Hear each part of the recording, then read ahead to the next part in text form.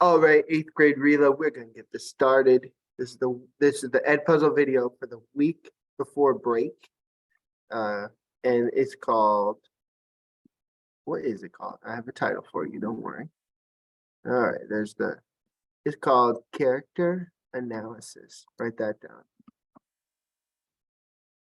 Ed, you write Ed Puzzle dash Character Analysis. And then put the date, So I'm just gonna write like that. That's your title right there. Let's make that title. Everybody doing good? Make that heading 1. Boom. Okay. So when I'm looking at your notes, the first thing I want to see is 12-19, 22, last school week of 22. Crazy.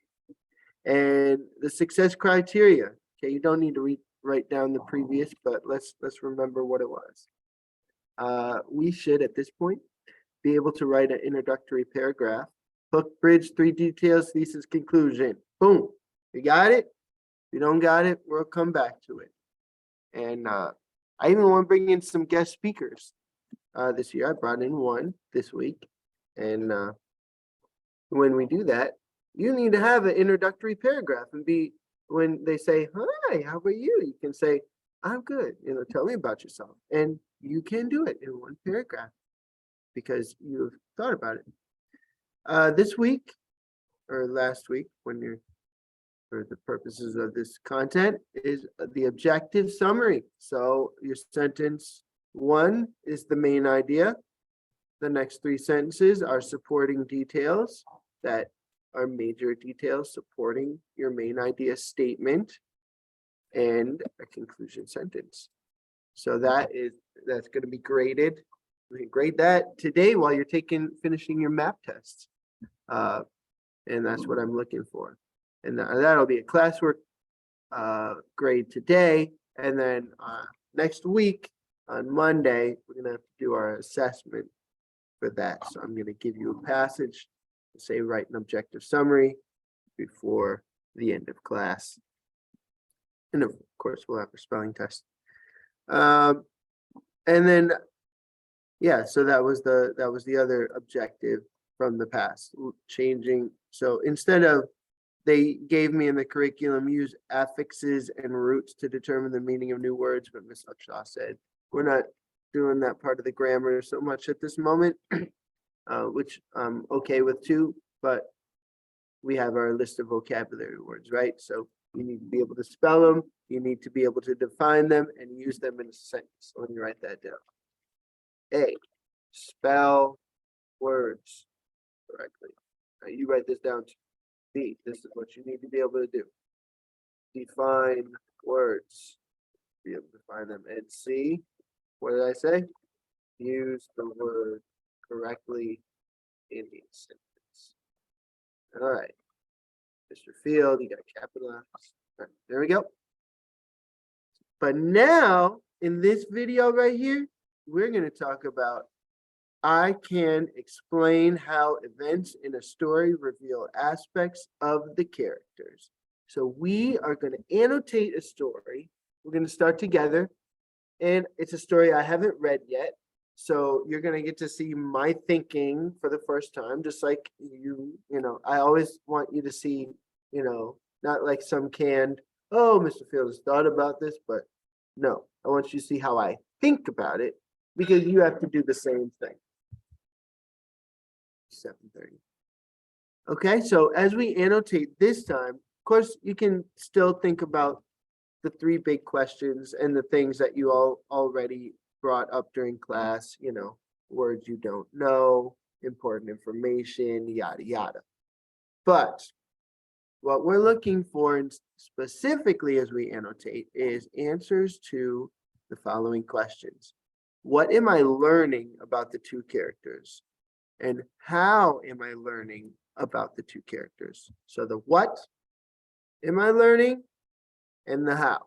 And this is kind of a pre-assessment. So I'm not giving you a whole lot, but it's our first try to see what you can do with character development.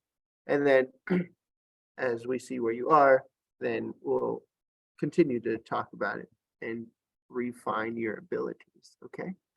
But first, let's get started. So I'm gonna do the first part with you together in this video. And then when you're done with this video, you're gonna have to take this article and finish the annotations. All right, and then why are we doing it? Because, look at that, 2 paragraphs. I'm sorry, but you know what? I feel we're ramping up here. 1 paragraph, now 2. Could it be 3 next time? Use your annotations to write 2 paragraphs where you give aspects of each character. So there's 2 characters, so that's why we have 2 paragraphs. Each paragraph should include topic sentence, a claim, evidence statement about one of the character's main aspects. All right, so I also want to teach you how to follow up the claim evidence statement by citing the passage. So we're going to do that in this video. All right, I'm going to show you that. Interpret the citation in a following sentence. So anytime you cite something, the next sentence, you should interpret.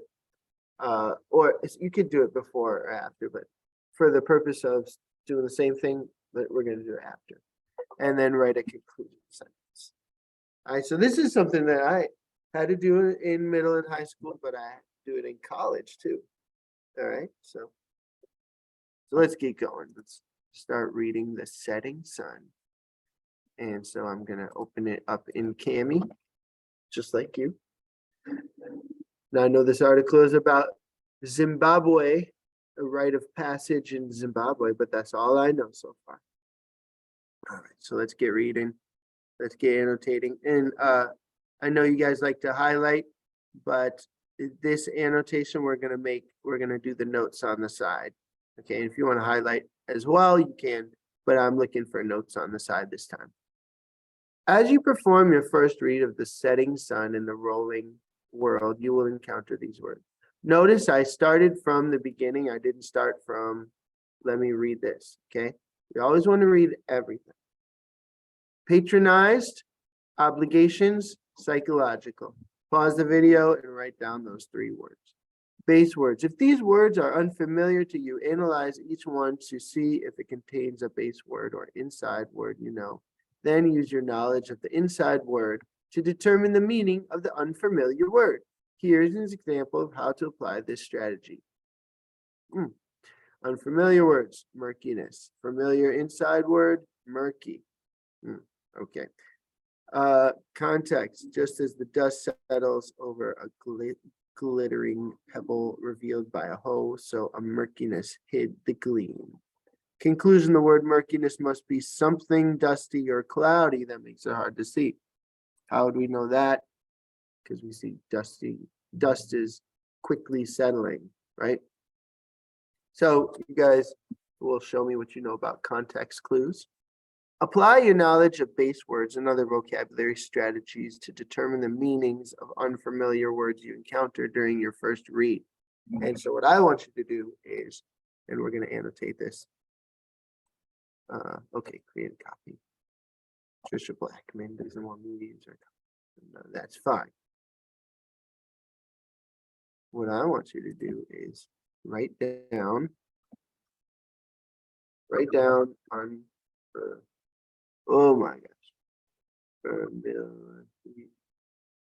familiar from the text in your notes. We just came. That is like such a bad try to spell unfamiliar. Okay, thank you, spell check. All right, first read fiction. Apply these strategies as you conduct your first read. You will have an opportunity to complete a close read after your first read. Notice whom the story is about, what happens, where and when it happens, and why those involved. Annotate markings, vocabulary, key passages, what you want to revisit. Connect ideas within the selection to what you already know and what you already read. Respond to completing the compression check. All right, so what I want to tell you about all this is we are annotating. Okay, we're not going to do the comprehension check this time. Ideas at select. Well, I mean, we'll do that in class. Don't worry about that right now. Connect ideas, which you already know. That's good. But like I said, we're looking for characters. What is the success criteria again? We are looking for aspects of the characters. Okay, here we go. We're going to do the first page together. Old Musoni raised his dusty eyes from his hoe and the unchanging stony earth he had been tilling and peered into the sky. All right, so already I know we got old. Okay, we got Musoni, and so far I know he's old. I know he is a farmer, right? He's working. Okay. The white speck whose sound had disturbed his work and thoughts was far out in the edge of the yellow sky near the horizon.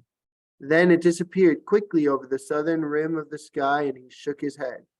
He looked to the west. Soon the sun would go down. I know he is reflecting. You know, he's looking into the sky and reflecting. He may be a thoughtful individual. See that? You're thinking about who is this guy? All right, he looked over the sun-blasted land and saw the shadows creeping east, blearier and taller with every moment that sun shed each of its rays, unconsciously wishing for rain. In relief, he bent down again. Okay. He is hopeful and maybe, another word, desperate. How do you spell desperate? All these words I'm realizing I need to work. I want to work on my spelling too. Okay. He is hopeful and maybe desperate. As it. All right, so we know that. Okay, he bent down again and he did not see his son. So we got son, colon, Nahamo, maybe, or Namo. But we're going to call him Nahamo because I don't know how to say it. Nahamo crouched in the dust near his father and greeted him. The old man half raised his back, leaning against his hoe, and said, what had been bothering him all day? You haven't changed your mind? No, father. Uh-oh. What is it? It sounds like he's been talking to his dad, but he didn't change his mind. What would we categorize that? Stubborn. He hasn't changed his mind. Okay. Was there a moment of silence? Old Musoni scraped earth off his hoe.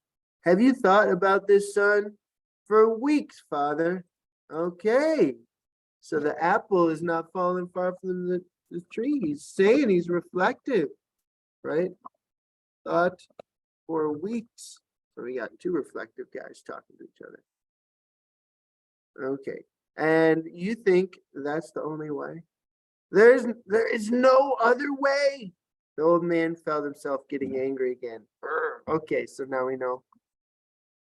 Old Musoni is frustrated with his son getting angry.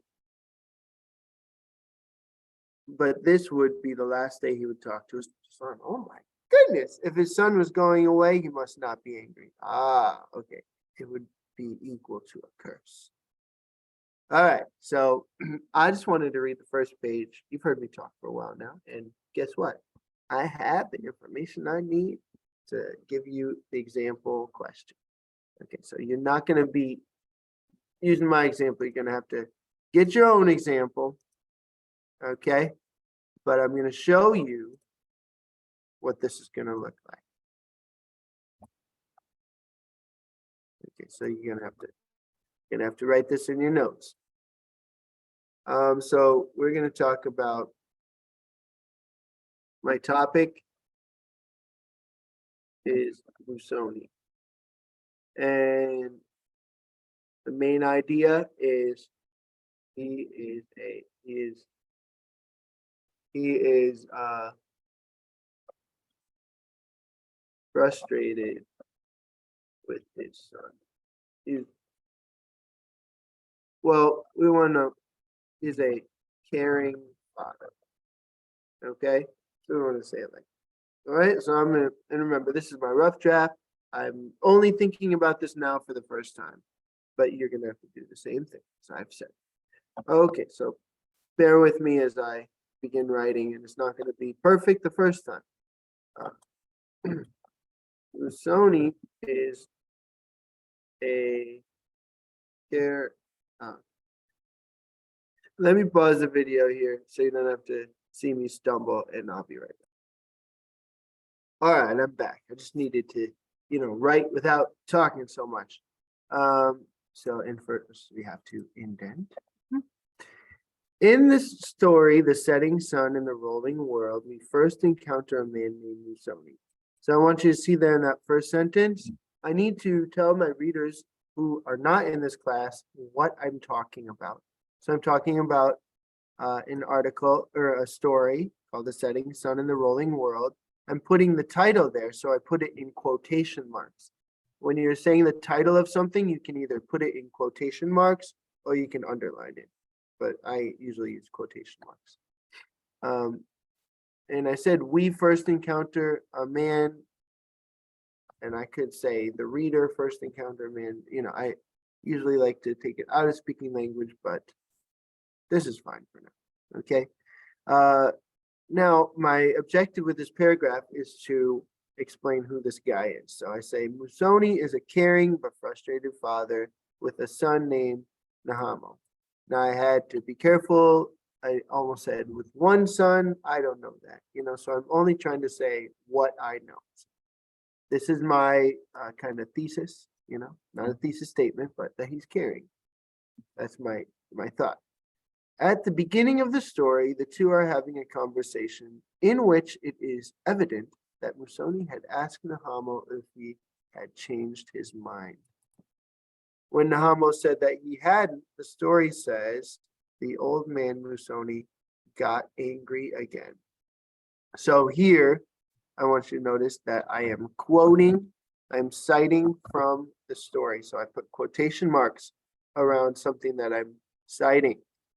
So let's write that down. Put quotation marks around pieces of evidence that are cited directly from the story. Okay. And when Nahamo said he hadn't, the story says the old man Musoni got angry again.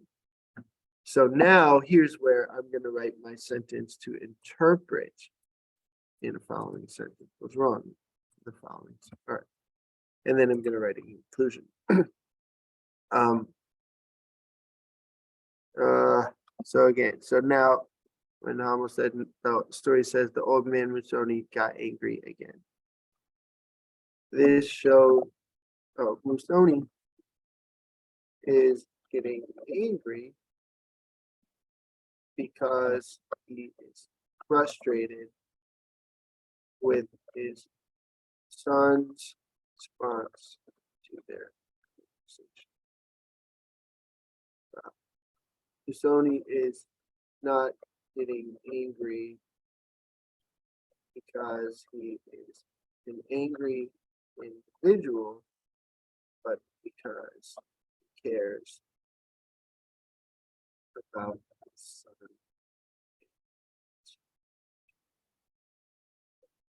best. Right. So I think that's good. I did say a conclusion sentence, but I'm looking at my sentence here and it seems like I'm kind of winding down the paragraph. So I could put a conclusion, or I think this might be okay. So let's rewind and say what we did. So the first thing is you got to put the name of the article. You got to put the name of your character. You got to say what quality you are seeing about them. And then you got to give some background about why you're saying that. That's what this sentence is. And then you gotta cite the story. Tell us exactly where that's coming from. And then after you cite, you have to interpret. So that's the difference between someone just citing and someone citing for a purpose. So I always want to be able to say, what's your purpose? And then a conclusion sentence. Oh, this is the conclusion. Look at that. I didn't even realize that. So hey, I did all the parts. So that is what we're doing next week. I hope this is clear. And so now you can see this took a long time. And now I don't have to say this in class. You can rewind it and you have your success criteria. And I will see you in class.